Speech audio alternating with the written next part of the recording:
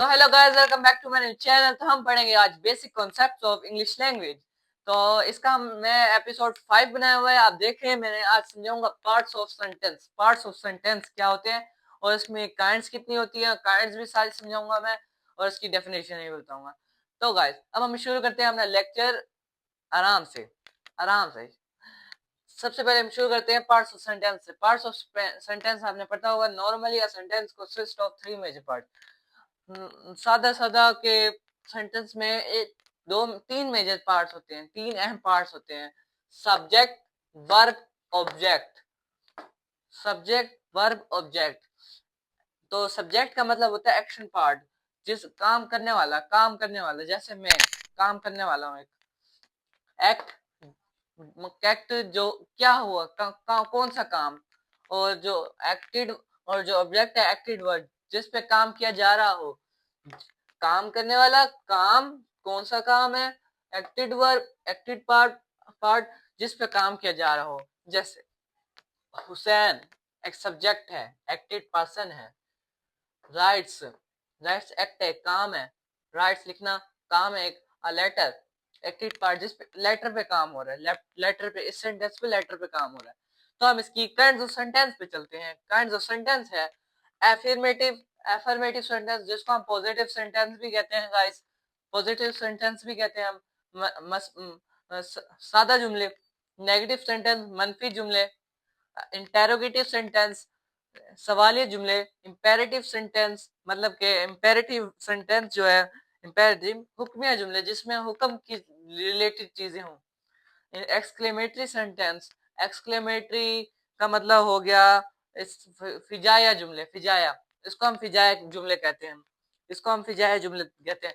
तो गाइस, मैं आपको इनके, अब ये जो काइंड्स है इनकी डिटेल मैं आपको बता देता हूँ। तो मैं आपको इनकी डिटेल बताता हूँ।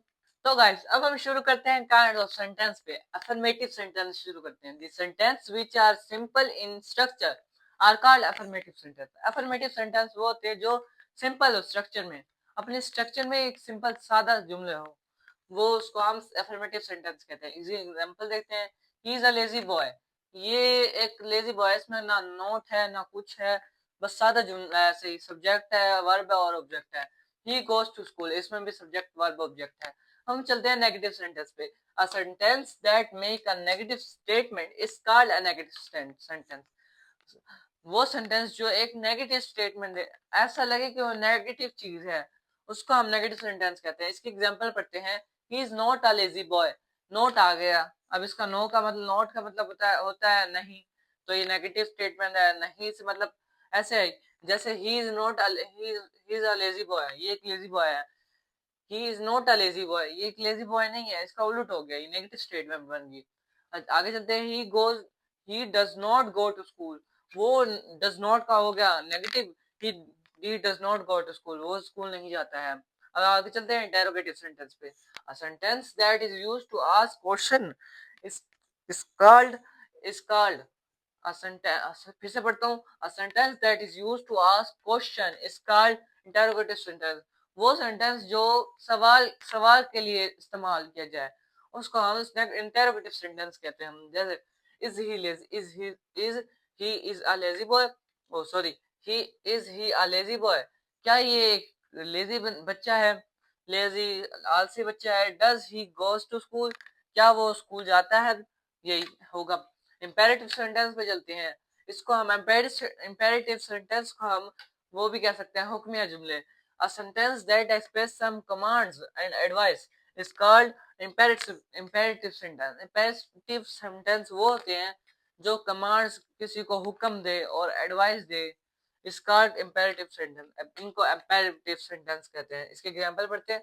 Bring me water, मुझे वाटर ला कर, मुझे पानी ला कर दो। एक वो है ना, कमांड हुई, हुक्म दिया है कि पानी ला कर दो मुझे।